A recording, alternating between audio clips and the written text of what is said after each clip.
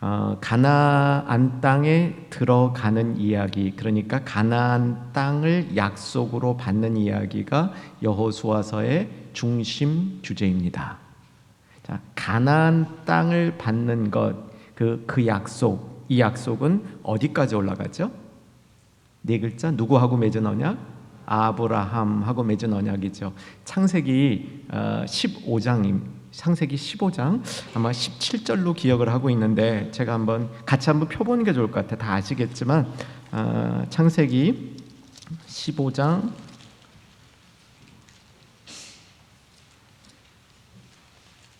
17절에 보면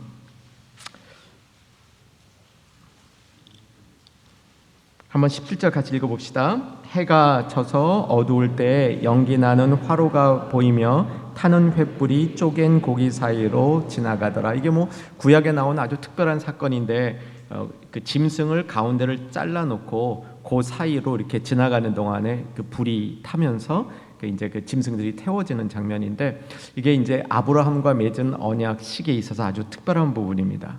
자, 이 언약식의 특별한 부분이 가르쳐주고 있는 핵심은 뭐냐면, 아브라함에게 두 가지를 약속했죠. 뭐죠? 땅과 자손을 약속한 거죠. 그 자손들이 땅에 거할 것이다 하는 약속입니다. 그리고 그 약속의 확증으로 17절 횃불이 쪼갠 고기 사이로 지나가는 이 약속을 보여주는데, 이게 이제 보통 예수님이 십자가에서 돌아가실 그 예표다, 이렇게 설명을 하는 겁니다. 그래서 아브라함과 맺은 언약은 땅과 자손에 관한 이야기인데, 그 자손이 누구를 의미하겠습니까? 1차적으로는 아들 이삭이었고, 영적인 완성은 누구를 통해서? 예수님을 통해서 완성이 되는 거죠. 그래서 자손들이라고 하지 않고 자손이라는 단수를 사용한 것이 예수님을 통해서 완성될 그 약속이었다, 이렇게 보여주는 거고요. 그 다음에 자손만 주는 것이 아니라 그 자손들이 거할 땅을 준 거죠. 이 땅에 대한 약속이 이루어지는 책이 여호수아서입니다. 그러니까 이스라엘 백성이 가나안 땅 처음에 아브라함 시절에 조금 차지합니다. 그런데 완전히 차지하지 못하고 가나안 땅의 일부만 가지고 여기저기 돌아다니다가 헤브론도 갔다가 부엘세바로 갔다가 실겜도 갔다가 이렇게 왔다 갔다 하다가 결국은 애굽, 이집트에 내려가게 되고요. 이집트의 수많은 사람들로 성장이 되어서 거기서 이집트를 나오게 되는 겁니다. 얼마나 많은 인원이 나왔는지 기억하십니까? 네, 그냥 많이 나왔다 그러시면 돼요. 이제 대략 따지면 성경에 장정만 70만 그러니까 한 200만 이상이 나왔을 것이다, 이렇게 큰 무리를 이루어서 이들이 이제 애굽을 나왔고요. 이제 광야를 방황하는 겁니다. 그게 민수기, 신명기, 레위기 다 거기 이제 있는 거고요. 그 다음에 이들이 가나안 땅으로 들어가는 이야기, 가나안 땅에 들어가서 가나안 땅을 정복하는 이야기가 여호수아서인 겁니다. 자, 여호수아서는 이렇게 아브라함과 맺은 땅에 대한 언약이 1차적으로 이루어지는 이야기로 되어 있는데, 가나안 땅에 들어가서 이 땅을 정복하는 방법을 여호수아서는 정복 전쟁을 통해서 설명을 합니다. 그러니까 여호수아서에는 많은 전쟁 이야기가 나와 있습니다. 이 전쟁 이야기를 우리 삶에 어떻게 적용을 하면 될까요? 우리가 싸우고 있는 영적인 전투의 원리들, 어떻게 우리의 삶의 현장에서, 영적 전투의 현장에서 승리하는 비결, 어떻게 싸워야 되는가, 여호수아서를 보면 그 원리들이 거기에 담겨 있다, 이렇게 보면 될 것 같습니다. 언약을 믿고 언약 가운데 나온 이스라엘 백성이지만 앞에 넘어야 될 산들이 첩첩이 있는 겁니다. 그렇죠? 요단강도 건너야 되고 여리고 성도 정복해야 되고 수많은 그 정복 전쟁들을 펼쳐가고 있는데, 자, 여호수아서가 말하고 있는 정복 전쟁의 그 루트, 방법은 요단강을 건너서 가나안 땅 중앙으로 파고 들어가는 겁니다. 그러니까 인천 상륙 작전이다, 이렇게 보시면 좋은 겁니다. 가장 중요한 허리를 그냥 밀고 들어와 가지고 중앙을 딱 돌파한 다음에 먼저 남쪽으로 내려가서 정복을 하고 다시 북쪽으로 올라가서 정복을 하는 겁니다. 요단강을 건너서 중앙으로 돌파하는 길에 만났던 데가 그 여리고성이고요. 그 다음에 아이성이고요. 그 다음에 이제 남쪽으로 내려오면서 전투가 시작되는 게 오늘 본문의 이야기입니다. 오늘 본문의 이야기가 끝난 다음에 이제 북쪽으로 다시 올라가게 되는데, 이 북쪽의 중심 지역은 하솔이라는 지역입니다. 혹시 이스라엘 성지 학습 다녀오신 분 좀 계시죠? 근데 우리 교회는 많지는 않은 것 같아요. 우리 많지는 않은데 뭐 자랑 삼아 물어보는 건 아니니까 그냥 안심하고 한번 다녀오신 분들 손 들어보시면 좋을 것 같아요. 그 적죠, 소수죠. 예, 내려주시고요. 하솔 가셨어요? 하솔은 안 가보셨죠? 예, 하솔은 보통은 안 가요. 그리고 뭐 갔다 오신 분들 제가 낮에 체크해 보니까 갔다 오신 분이나 안 갔다 오신 분이나 똑같더라고요. 모르기는.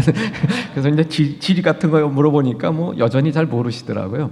근데 이제 이 하솔은 조금 북쪽에 있는데 거기도 가볼 만합니다. 거기에 가면 이렇게 그 조그마한 로컬 뮤지엄이 있는데, 그 동네 박물관이 있는데 거기에 가게 되면 이렇게 그 우상 같은 것들이 쫙 있어요. 그거 이제 굉장히 중요한 자료예요. 그래서 옛날 그 고대에는 전쟁이 신들의 전쟁, 신들의 전투라고 그래요. 그래서 이긴 신을 모시는 사람들이 진 신을 모시는 사람이 그 신을 뺏어다가 자기가 그 신을 이렇게 굴복시키는 거, 이게 성경의 배경이 되는 부분이에요. 이제 그런 것들이 좀 보이는데, 자, 지도를 한번 보시기 바랍니다. 뜰 겁니다. 이동 경로를 보시면 시딤 찾으셨어요? 네, 여리고 먼저 찾으셔야 돼요. 여리고 찾으셨어요? 네, 거기 지도의 위쪽에 호수 같은 거 작은 거 하나 보이죠? 무슨 호수입니까? 갈릴리 호수고요. 밑으로 쭉 내려오면 좀 큰 호수가 있는데 그 호수가 사해고요. 갈릴리 호수와 사해를 연결하는 강이 요단강. 요거만 정확히 이해하시면 기본은 된 겁니다. 그 다음에 여리고의 위치를 찍을 수 있으면 돼요. 그 사해 북쪽에 요단강가에 있죠? 사해로부터 조금 북쪽에 요단강가에 있단 말이에요. 그죠? 굉장히 그 좋은 위치에 있습니다. 예루살렘도 보이시죠? 자, 이 이스라엘 백성이 요단강을 건너서 여리고를 치고, 그 다음에 그 옆에 어디? 아이를 치고, 아이를 친 다음에 그 다음 이동 경로를 보시면 녹색깔 이동이 됩니다. 남쪽으로 이동하게 되죠. 남쪽으로 이동하게 됩니다. 그 다음에 이 갈색깔 보이죠? 이제 북쪽으로 이동하게 된 것. 이게 이제 그 가나안을 정복하는 순서인데, 자, 이제 지도는 내려주시고요. 오늘 읽었던 이 본문은 어떤 내용이냐면 이스라엘 백성이 아이를 점령한 다음에 있었던 이야기입니다. 자, 이제 오늘 본문 성경을 펴보시기 바랍니다. 여호수아서 9장입니다. 자, 1절 한번 같이 읽을 준비 되셨죠? 1절, 9장 1절. 자, 같이 읽겠습니다. 이 일 후에 요단 서쪽 산지와 평지와 레바논 앞 대해 연안에 있는 햇사람과 아모스 사람과 가나안 사람과 브리스 사람과 히위 사람과 여부스 사람의 모든 왕들이 이 일을 듣고 계속 모여서 일심으로 여호수아와 이스라엘 맞서서 싸우려 하더라. 이렇게 돼 있죠. 자, 이 일 후에라는 말은 아이성을 점령한 후에인데, 계속 묵상을 안 하신 분들은 아이성을 점령한 후에라는 말이 무슨 말인지 잘 모르실 거예요. 그래서 제가 설명하는 걸 좀 잘 귀 기울여 들으셔야 오늘 본문이랑 이렇게 연결이 되어집니다. 아이성 전투는 우리가 들어서 다 알죠? 여리고성을 누가 무너뜨렸죠? 걔는 안 무너뜨렸어요. 근데 이제 이스라엘 백성이 무너뜨렸죠. 근데 아이성 얘기도 우리가 잘 알아요. 아이성 얘기는 여리고성과 정반대 이야기죠. 여리고성은 보기에 난공불락처럼 보였는데 7번 도니까 무너졌더라. 아이성은 보기에 참 쉬워 보였는데 그 쉽게 생각하고 달려들었다가 큰 코 다쳤더라. 그렇게 그 얘기죠. 자, 아이성 전투에서 실패하게 된 근원을 따져 들어가면 아이성 전투 때 그 실패한 일이 여리고성하고 관련돼 있었는데 어떤 사람이 범죄를 했죠? 누구죠? 아간이 범죄를 했습니다. 어떤 범죄였냐면 전리품의 일부를 감춘 거였죠. 여호수아가 아이성에서 패배한 다음에 원인이 무언지를 쭉 규명해 나가 보니까 그건 줄 알게 된 거죠. 그래서 아간을 이제 그 정죄를 하는 겁니다. 아간을 정죄한 이후에는 영적인 어둠이 풀렸기 때문에 이제 전투에서 이기는 겁니다. 자, 영적 전투는 하나님이 중심이 된 전투입니다. 아까 여호수아서를 어떻게 우리 시대에 적용한다고요? 영적 전투에 적용하는 겁니다. 영적 전투에 적용할 때 여호수아서를 통해서 배울 제일 중요한 거, 요거 하나는 까먹으면 안 되는 게, 영적 전투의 대장은 누구다? 하나님이라는 거예요. 그게 이제 신약 시대로 오면 예수님이 우리 대장이다 이렇게 되니까 대장 되신 예수님, 그잖아요. 그 영적 전투는 하나님이 대장이 되고 여호수아가 그 신하가 돼서 하는 전투예요. 요 원리를 잊어버리면 안 되는 겁니다.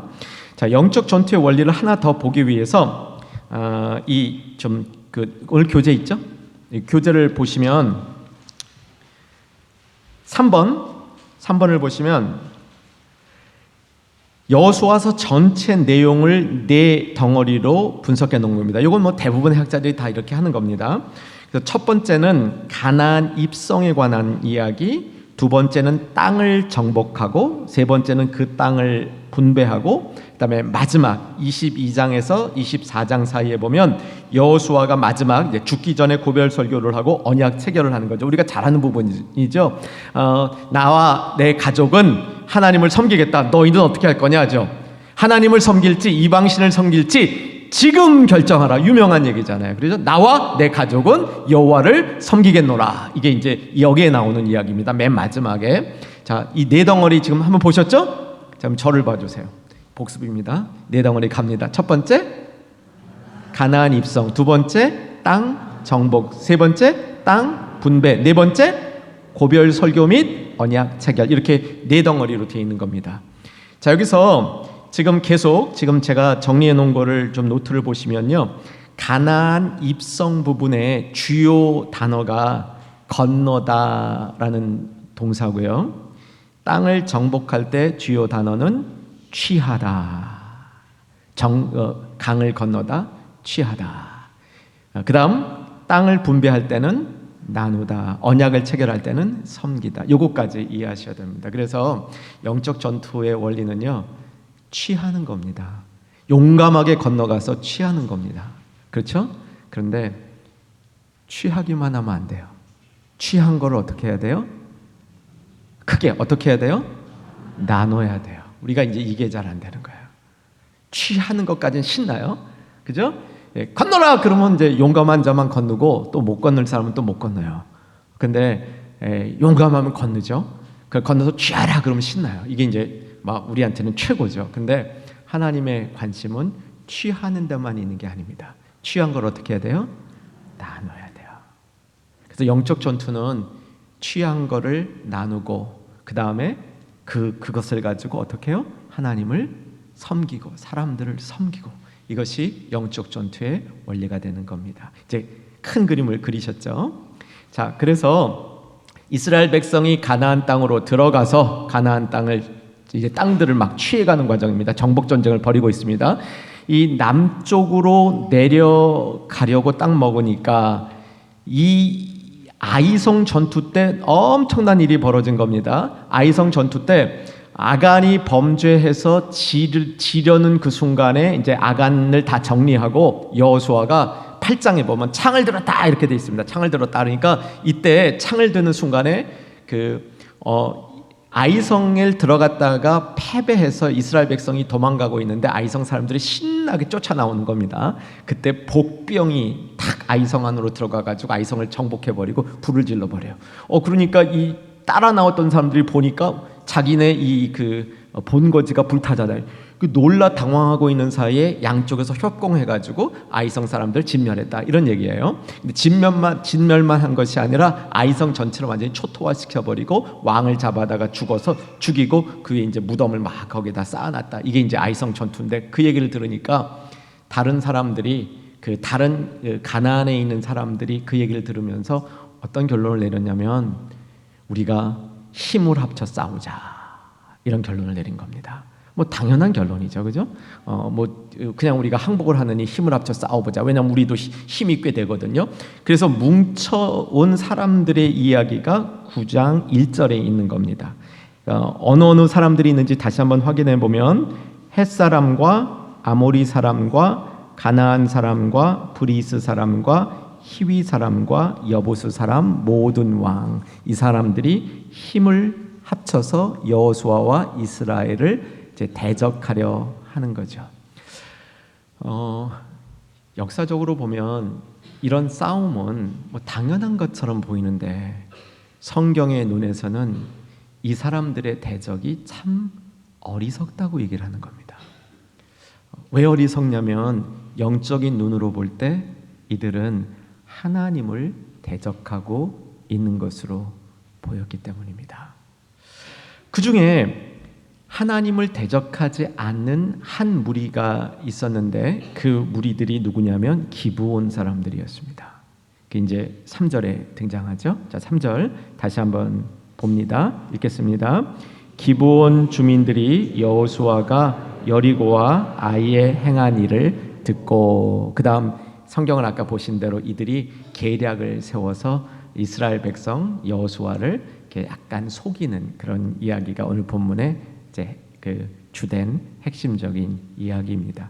자, 이것을 통해서 우리가 뭘 배워야 될지 이제 조금씩 찾아가 보겠습니다. 자, 이제 매일 성경에 나와 있는 문제 갖고 계시죠? 자, 그 문제를 한번 봅니다. 1번 보시면 이 일 후에에서 이 일은 어떤 사건을 가리킵니까? 조금 전에 살펴봤습니다. 아이성 점령 이후 아이성을 초토화시켰다는 그 사실이 알려진 후에. 2번 기브온 주민들이 여호수아를 찾은 때는 언제입니까? 답 나오겠습니까? 기브온 주민들이 속해 있는 가나안 땅 남쪽에 있는 족속들이 힘을 합쳐서 여호수아와 이스라엘을 대적하려 할 때, 그때 기브온 사람들이 찾아온 거죠. 구약을 읽다 보면 이해 안 되는 부분들이 이제 좀씩 나와요. 그중 하나가 뭐냐면 라합도 그랬잖아요. 라합도 그랬듯이 하나님에 관한 이야기를 라합이 듣고 하나님 편에 섰는데 다른 각도에서 보면 이 라합이 어떻게 한 거예요? 두 글자, 못 때렸죠? 배신 때렸잖아요. 그 관점에서 보면 라합이 과연 저게 그 정당한가, 이런 질문들을 할 수 있습니다. 여기 똑같아요. 기브온도 그래도 자기랑 같이 있었던 이 주변 사람들이랑 동맹을 맺어서 싸우는 게 옳지 않은가라는 그 생각을 하게 됩니다. 그래서 이걸 풀 수 있는 단서가 뭐냐면 이 모든 전투가 무슨 전투라고요? 우리에게 영적 전투예요. 영적 전투. 그러니까 여기서 배울 것은 영적 전투의 원리를 배우는 겁니다. 세상적 관점으로 보면 이게 맞는 것 같기도 하고 저거 맞는 것 같기도 하고 그 답이 쉽지 않아요. 그런데 영적 전투의 관점에서 보면 우리가 나에게 적용하고 영적 전투에 적용하게 되면 하나님에게 대적하는 것, 이게 참 얼마나 어리석은가 보여주는 겁니다. 우선 이 문제를 보기 전에 우리가 이런 생각을 해봐야 됩니다. 기브온 주민들이 과연 이런 상황 속에서 이스라엘 사람들에게 여호수아에게 나가서 여호수아를 속여서까지 자기네가 투항할 수 있는 것이 쉬웠겠습니까? 어렵겠습니까? 굉장히 어려웠어요. 나름대로요. 왜냐하면 주변에 다른 사람들은 다 싸우자고 막 이렇게 혈기를 부리면서 뭉치는데 나만 삭 빠져가지고 이거 아닌 것 같다 하고 항복하는 것이 쉽겠습니까? 안 쉽겠습니까? 안 쉬워요. 그래서요, 이걸 우리 영적 원리에다 적용해 보면 하나님 앞에 항복하는 게 쉬워요? 안 쉬워요? 안 쉬워요. 왜냐하면 세상의 많은 문화들이 하나님을 대적하는 문화고 하나님께 항복하지 않으라는 문화 속에서 하나님께 항복한다는 것이 쉬운 일이 아니라는 사실을 우리가 풀어낼 수 있어야 됩니다. 자, 그런 가운데 조금 있다가 우리 소모임에서 여러분 토의하시면 좋을 것 같아요. 나눈 문제 1번을 보시면 하나님이 역사하신 일 심판을 듣고도 가나안 족속의 왕들은 투항하기보다는 자기들의 불안을 다수의 동맹으로 잠재우려 합니다. 이게 이제 소위 말하면 세상 방식이 되는 거죠. 아무리 강해도 하나님과 맞서는 자리에 서지 맙시다. 아멘. 여러분, 아멘이 신통치 않은 것 같아요.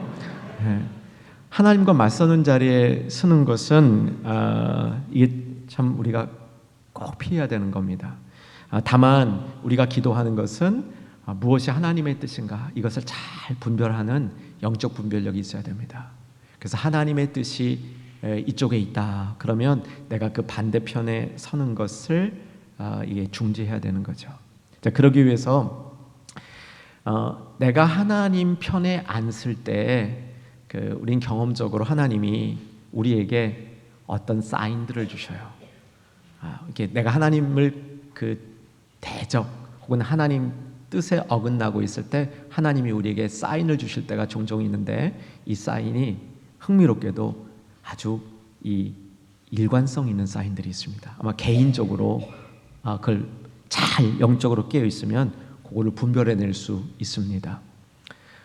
예를 들면 이제 제 친구 중에 하나는 처음 이제 미국에 유학을 갔는데 자동차가 자꾸 고장 나는 거예요.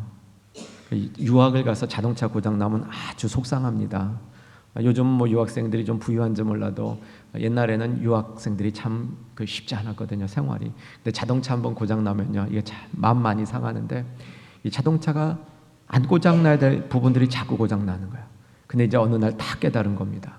이 자동차가 고장 나는 게 내가 하나님 멀리하면 고장 나는구나 하는 걸 깨달은 거예요. 물론 모든 자동차 고장이 그걸 자기가 하나님 멀어진 건 아니에요. 근데 그분한테는 보니까 계속 그 일이 그렇게 일어나는 거예요. 그래서 그럴 수 있는 겁니다. 제 경험을 하나 나눠드릴게요. 제가 LA에서 목회를 하다가 뉴저지에 이제 담임 목사로 부임을 했는데, 제가 부임할 무렵에 그 교회가 맨하탄 지역에다가 지교회를 개척을 했습니다. 그러니까 교회 이제 지교회죠. 근데 거기에 이제 맨하탄 지역에는 유학생들이 많이 있는데, 이 유학생들이 상당히 엘리트 그룹들이에요. 그래서 그 유학생들과 졸업한 학생들을 중심으로 교회를 제가 부임하기 한 4년 전쯤에 개척을 했는데, 교회가 굉장히 부흥을 했어요. 그래서 이제 자립할 수준으로 부흥이 됐는데, 이분들이 이제 그렇게 되니까 요청을 하는 거예요. 이제 완전 독립을 시켜달라고 요청을 한 거예요. 제가 부임했을 때 장로님이 7분 계셨거든요. 그 중에 1분은 찬성, 3분은 극렬 반대, 나머지 3분은 그럭저럭 반대, 이런 입장이었어요. 그래서 이제 제 입장이 상당히 이제 좀 애매해지고 좀 난처해졌는데, 제가 이렇게 보니까 교회를 독립할 수준은 됐어요. 근데 이제 독립을 하겠다고 주장하는 그 교회 이제 중심이 되는 분들 이렇게 쭉 보니까 이게 아직 아닌 것 같아. 아직 아닌 것 같아. 그래서 안 된다고 얘기했습니다. 그러니까 6분 장로님 편에 쓴 거죠. 근데 그 일을 진행해 나가는데 제 마음이 이상하게 부대껴요. 이상하게. 분명히 제가 알고 있는 그 기준이나 잣대에 의하면 이건 아닌데, 그리고 저분들을 보면 분명히 아직 성숙하지 않은데 돌아와 기도하면 계속 마음이 부대껴요. 그러다가 이게 어느 순간에 이거를 막는 건 하나님 편에 안 서는 거라는 딱 감이 오는 거예요. 그 영적 응답이 오는 거예요. 그래서 장로님들을 설득했습니다. 이거 분리시켜 주십시다. 그래서 다 또 설득이 됐어요. 그래서 아주 아름답게 분립이 됐는데, 분립시키고 나니까 교회가 얼마나 더 크는지 몰라요. 지금 아마 맨하탄에 있는 한인교회 중에서는 가장 다수가 모이고 왕성한 교회다, 그렇게 보여집니다. 여러분, 하나님 편에 서고 안 서고는요, 내 생각과 내 감각은 다를 수 있습니다. 그리고 또 중요한 건 뭐냐면요, 내가 하나님을 나도 모르게 대적할 때 상대가 꼭 옳은 게 아닐 수 있어요. 상대가 꼭 옳은 게 아닐 수도 있습니다. 그런데 그 안에 하나님이 역사하시는 걸 보면 우리는 내가 하는 일을 중단할 수도 있어야 됩니다. 이게요, 참 중요한 영적 원리입니다.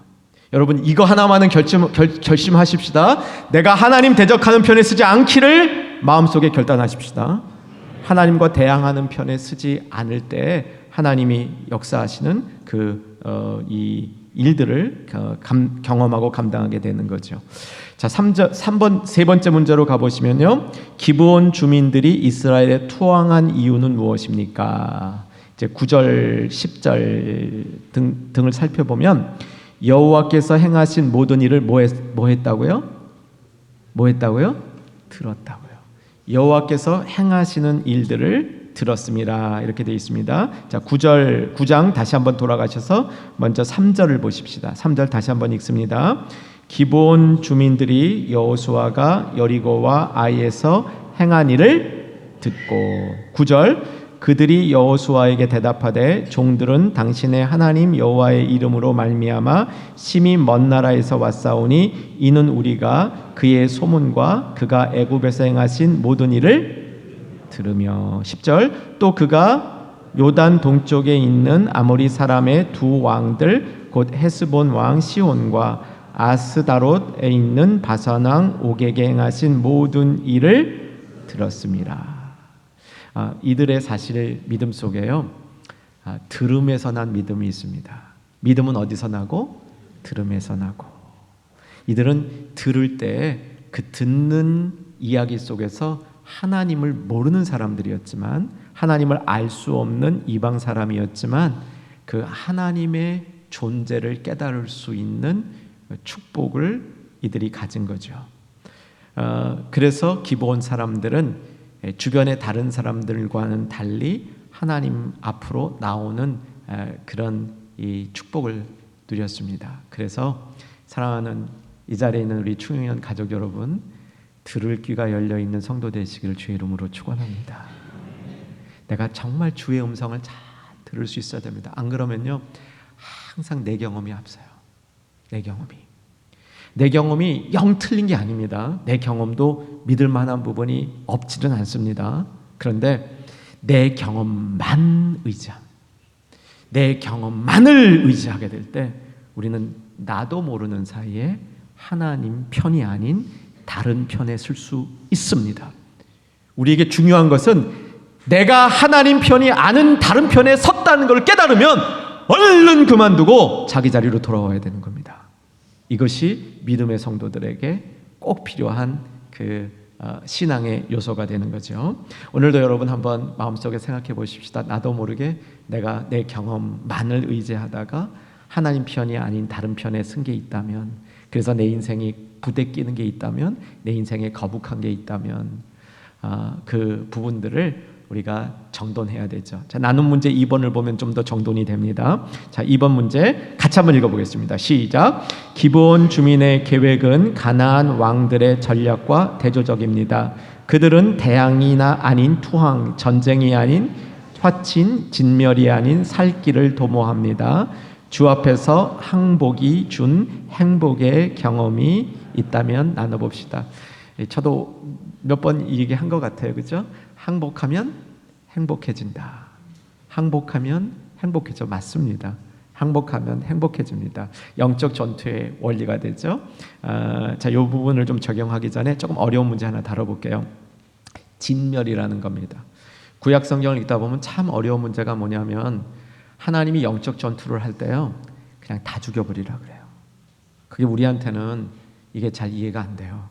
우리는 약한 사람만 뽑아 죽여야지, 그리고 그 재판도 하고 그 처리해야지, 어떻게 그 죄도 안 지은 사람 싹 다 죽여버리냐, 이건 정말 구약에 계신 하나님 너무 잔인하다, 이런 생각들을 하면서 이렇게 시험에 드는 그 사람도 간혹 있습니다.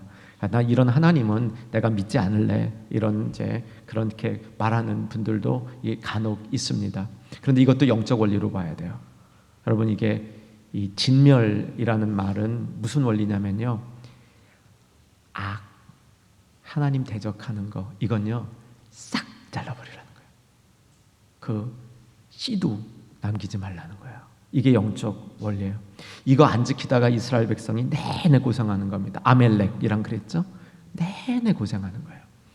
자, 다시 한번 이 구약의 원리를 놓고 보면요, 고대 전투는 왜 했냐면, 고대 전투의 한 목적은 뭐냐면 전쟁에서 이긴 다음에 이거 가지려고 한 겁니다. 이게 뭡니까? 세 글자? 전리품이에요. 결국 전리품 가지려고 전투한 거예요. 그러니까 상대방을 쳐서 이긴 다음에 그 전리품을 빼앗아서 그 전리품을 내 거 만들려고 전투한 겁니다. 그러니까 요즘 마음은 지극히 이기적인 거죠. 그렇죠? 그래서 이 다른 사람 거를 갖다가 다 내 걸로 취하려고 하는데, 하나님이 영적 전투할 때 뭐냐면 전리품 취하라 그래요? 하지 말라 그래요? 취하지 말라 그래요. 하나님 영적 전리품 취하지 말래요. 그 영적 전리품은 하나님 거라 그래요. 그렇죠? 그러니까 하나님이 영적 전투 속에서 원하시는 건 뭐냐면 악을 진멸하는 거예요. 악을 진멸하는 거. 그러니까 내 안에 그런 악이나 이런 틈을 주지 말라라고 하나님께서는 영적 전투의 원리를 이야기해 주는 겁니다. 자, 요거를 이제 한편으로 이해해 주시고요. 자, 이제 이 문제로 봅시다. 항복하면 행복해집니다. 동의되십니까? 여러분, 항복하면요 행복해져요. 근데 내가 뭘 항복 못하고 있는지 오늘 이 저녁에 조그만 생각의 여백을 두시고 내가 항복하지 못하는 것들을 조금 이제 찾아보시기를 권합니다. 아까도 말씀드린 것처럼 어떤 사람하고 아주 불편한 관계가 있고요, 맞서는 관계가 있는데 그 사람만 보면 내가 맞설만 합니다. 그렇죠? 저 사람 나만큼 잘못했고 내가 그래도 저 사람보다 나니까 맞설만 해요. 저는 그거 인정합니다. 여기에 계신 우리 충현의 가족들은 대부분 세상에서 살아가는 동안 그 누구보다도 착하고 올바르게 사는 분들이라고 믿고 있습니다. 아니, 믿고 싶습니다. 믿어도 될까요? 근데 아멘이죠. 할렐루야. 근데 세상에 있는 내가 볼 때 그런 사람이, 근데 그 사람 속에서 하나님이 나를 다루시는 어떤 일을 행하고 있다면 어떡하시겠어요? 그 사람을 통해서, 사람 막대기를 통해서 나를 다루시는 어떤 일을 하나님이 행하고 있다면 어떡하시겠어요? 그게 100% 맞다면 어떡하시겠어요? 그래도 맞서시겠어요?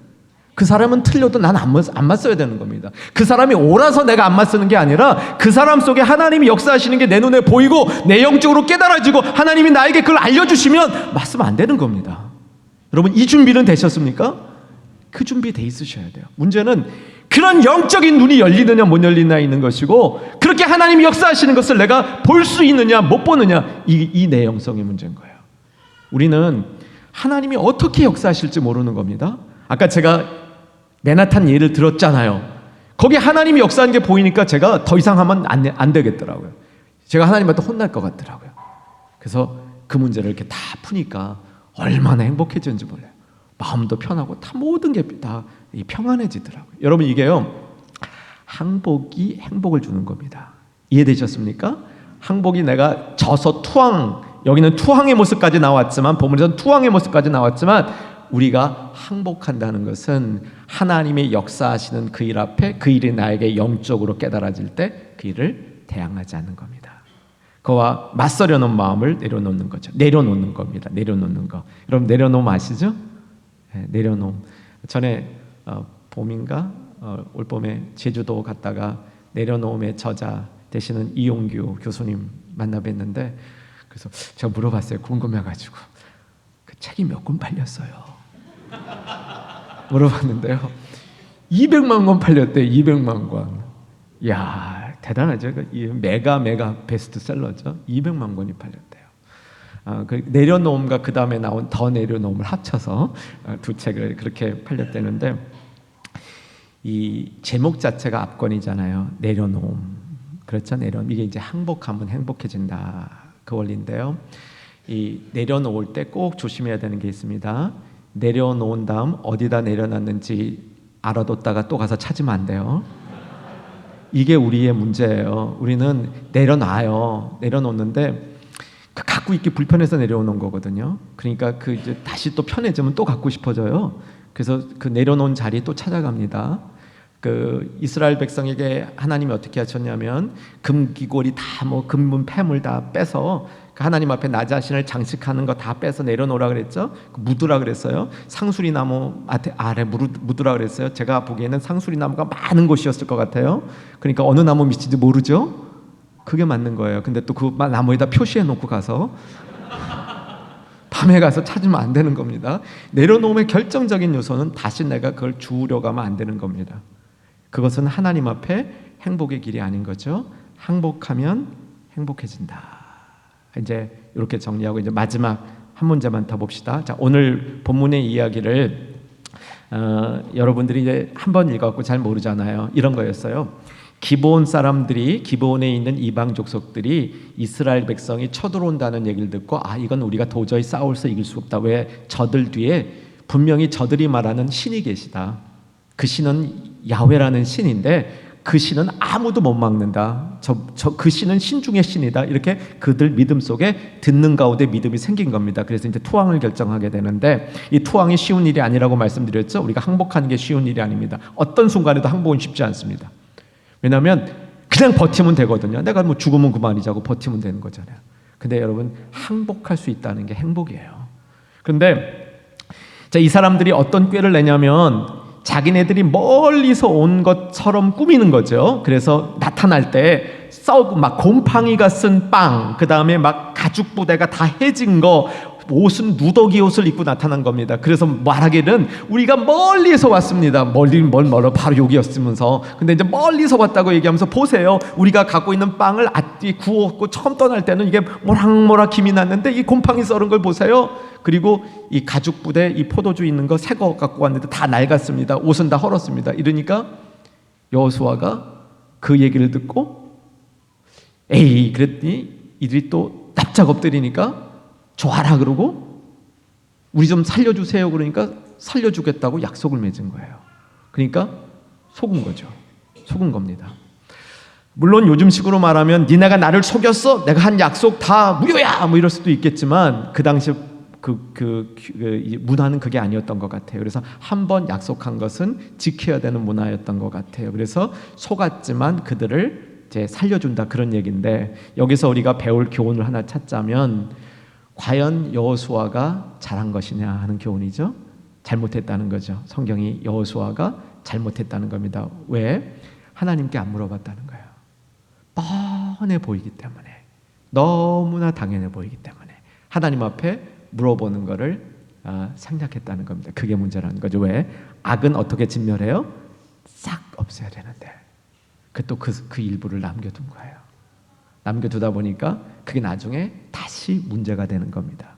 여러분, 이 여호수아에서 나오는 가나안 정복이 완성됐습니까? 안 됐습니까? 완성 안 됐어요. 완전히 다 해버렸어야 되는데 이런 게 몇 개 생기면서 완성이 안 된 거예요. 그 결과가 뭐예요? 사사기잖아요. 사사기에서 역정복을 당하는 거예요. 그 남아있었던 그 세력이 다시 우상숭배하는 사람들로 이스라엘 백성을 만들어가는 거예요. 그 다음에 사무엘에 가면서 또다시 이제 한번 하나님이 기회를 주는 거야. 영적으로 다시 살아날 수 있는 기회를 주는 거야. 이게 그 여호수아, 사사기, 사무엘서의 이게 큰 그림이 되는 겁니다.